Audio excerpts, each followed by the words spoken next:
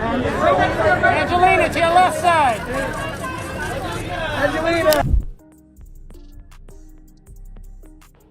Blake Lively goes absolutely nuts after Angelina Jolie shuts her down on live TV with just one savage sentence.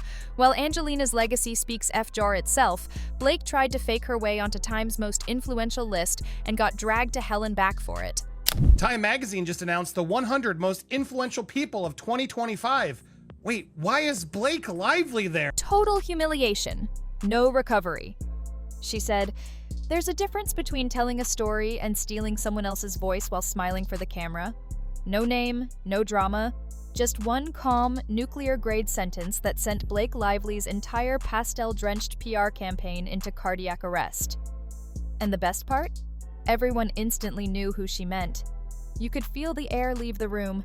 Hollywood collectively gasped like someone had dropped a live mic in the Vatican.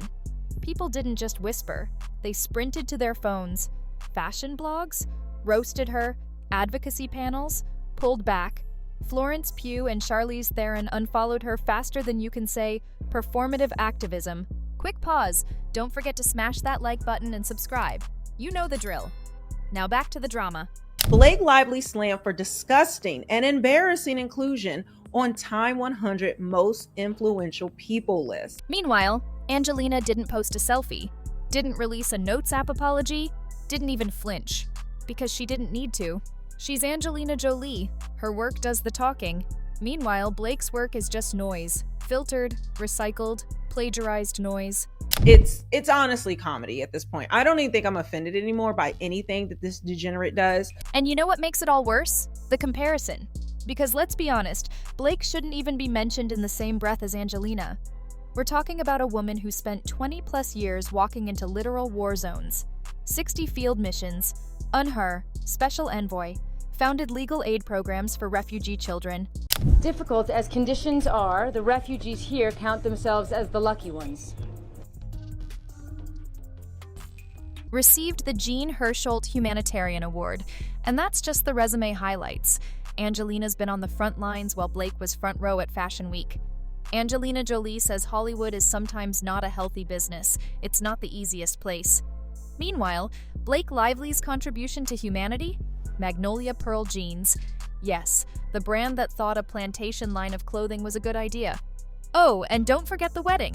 Yup, she married Ryan Reynolds at Boone Hall, a literal slave plantation. He and Blake decided to get married at the Boone plantation in South Carolina. That's where they got married. There's no slaves in that plantation right now, but you know, it was all about history, the braids. Were there ever slaves here? Did bad stuff happen here? How dare you get married here? Because nothing says eternal love like till death do us part, in a venue where people were once whipped into forced labor. And guess what? When people called her out for it, what did she do? Cried into a People magazine spread and threw money at the NAACP. A donation that's been reported as anything from $200K to $2 million.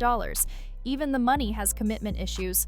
And the only reason that they donated this money is because after multiple times, after year, they had been getting slammed and receiving so much backlash for their plantation wedding. And speaking of commitment, let's talk about her commitment to faking humanitarian work. Blake launched a campaign called Homebound. Now, on the surface, sure, it looked inspiring. Soft voiceovers, pastel branding, a website that screamed, "I care beautifully." But then you looked closer. The tagline? Rebuilding what's been broken. One voice at a time. Sounds deep, right? Too bad it was lifted word for word from Angelina's 2019 UNHCR campaign, like copy-paste level theft. What happened in 2019 was that Blake and Ryan were once again in desperate need of good PR. And I will say this time it wasn't their fault. And it gets even more shameless. The village Blake used for her feel-good photo ops? Yeah. That same village had been supported by Angelina for over 6 years. 6 years. Blake shows up for a weekend shoot with her glam squad and acts like she discovered empathy. Meanwhile, Angelina's been quietly funding that exact community for over half a decade. That new Blake Lively ad feels way too familiar. Word for word phrasing from Angelina's refugee campaign in 2019. This ain't homage, it's theft. Did Blake mention that? Give her credit. Say thank you? Of course not. Because why acknowledge the blueprint when you're too busy trying to steal the architect's spotlight? Sources say Angelina Jolie was livid after Blake's team launched a campaign mimicking her UN initiative, and after that panel quote, the gloves are off. The UN even had to step in. A leaked email from a UN press officer to Blake's team literally said, "Ms. Jolie is understandably distressed." Which, let's be real, is diplomat speak for your girl crossed a line. And what did Blake's team do next? Panic. The homebound site suddenly went under maintenance. Her voiceover ad vanished. Even the Instagram post with the stolen tagline? Gone. No apology, no clarification, just a digital disappearing act. If you blinked, you'd think it never happened. But the internet never forgets, and screenshots are forever. Angelina's been in Syria, Cambodia, Congo. Blake did one filtered trip and tried to rebrand trauma like it was her lifestyle blog. I'm actually disgusted. And when people started comparing the campaign visuals, it was actually laughable. Not just similar, identical, same shot composition, same phrasing, same fake empathy stance surrounded by displaced women. Except in Angelina's case, it was real, raw, earned. It is a myth that rape is an inevitable part of conflict. And in Blake's case, it looked like a Vogue spread about suffering. Like Angelina did all the homework and Blake changed the font to pastel pink and tried to claim extra credit. You know what this feels like? It feels like someone walking into your house, repainting the walls, taking a selfie, and calling it their own. Blake didn't just borrow inspiration, she hijacked legacy. And the worst part is, she expected applause for it. She thought no one would notice. She genuinely believed that if she smiled sweetly enough and whispered about healing in just the right Instagram filter, the world would eat it up. But it didn't. It choked. Because this isn't 2012, and we don't adieu silence for likes anymore. Let's not forget, this isn't Blake's first rodeo with shady behavior. From plantation wedding silence to her weird obsession with Southern aesthetics to fake apologies, it's a pattern. And now, she's trying to slap a philanthropic bow on her reputation and hope we don't see the cracks. But we do.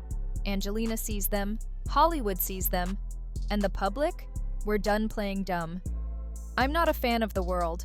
And people were outraged.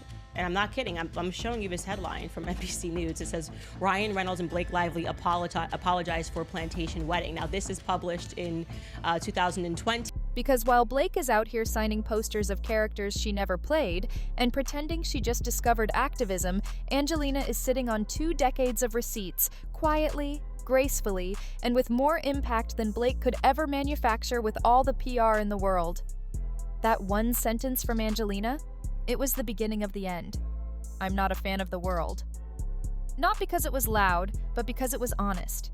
And honesty, in a world of Photoshop philanthropy, hits like a brick. Let's talk about the plantation wedding. Yes, the literal slave plantation wedding. You know, the one where Blake Lively said "I do" while standing on a site soaked in human suffering. Because apparently, nothing says fairy tale romance like exchanging vows where slaves were once auctioned. Boone Hall, South Carolina, 2012. That's the venue she chose. Voluntarily, on purpose, with Ryan Reynolds. You really can't make this stuff up.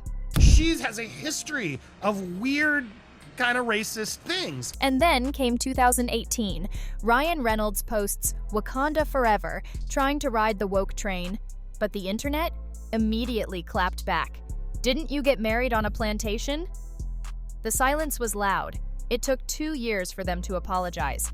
Ryan called it impossible to reconcile. No kidding. And then came the Celebrity Apology Starter Pack, a donation. Blake and Ryan pledged $1 million to the NAACP Legal Defense Fund. Or was it just $200K? Depends who you ask. Because with them, even the receipts need a fact checker. Time magazine crowned Blake a titan. Put her next to Serena Williams and Simone Biles. I mean, seriously? Fast forward to 2025. Blake Lively praises her real-life jeans from Magnolia Pearl, a brand that literally had a plantation core fashion line. Yeah, Southern charm inspired by slavery. You can't make this up. Photos of the brand's campaign went viral. One user said it best: aesthetic racism for the rich. Blake wore it like it was vintage Chanel. Meanwhile, her fashion history? One tone-deaf disaster after another. Now compare her to Angelina Jolie. While Blake's doing PR cosplay, Angelina is testifying at the UN, helping survivors and actually changing lives. The contrast? Embarrassing. And let's not forget Blake signing Lady Deadpool photos. Except she never played Lady Deadpool. That was her stunt double. But hey, fake autographs for fake fans, right? She's in full PR cleanup mode after the Justin Baldoni mess exploded. She even said, "I finally have a voice." Really? You've been the face of shampoo commercials and red carpets since 2005. What you found wasn't a voice, it was the panic button. And guess what? Right as her image started collapsing, her homebound charity campaign? Gone. Website offline, slogan deleted, everything vanished. Because when the past is true, you erase it. It's super expensive as well, horrible clothing, and it's another proof that Blake Lively, first of all, doesn't have any sense of fashion, and she would wear plantation fashion. But while Blake's busy deleting, Hollywood's backing away. Silently. No drama, just unfollows. Florence Pugh, Charlize Theron. Natalie Portman followed Angelina Jolie instead and dropped this bomb. Legacy isn't about being seen, it's about what remains.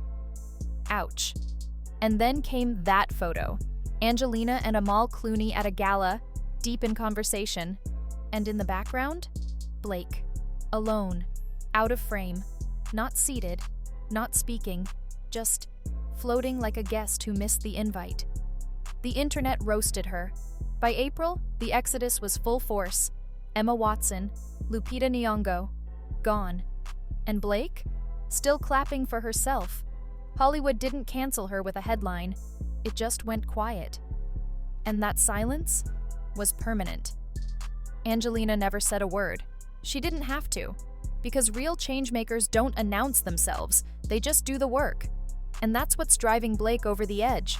She tried to buy Legacy, but Titans don't need fixers, or Photoshop, or plantation core jeans. Titans stand for something. Blake just stood in the wrong outfit, at the wrong time, with the wrong strategy. And for the first time, nobody's cleaning it up for her.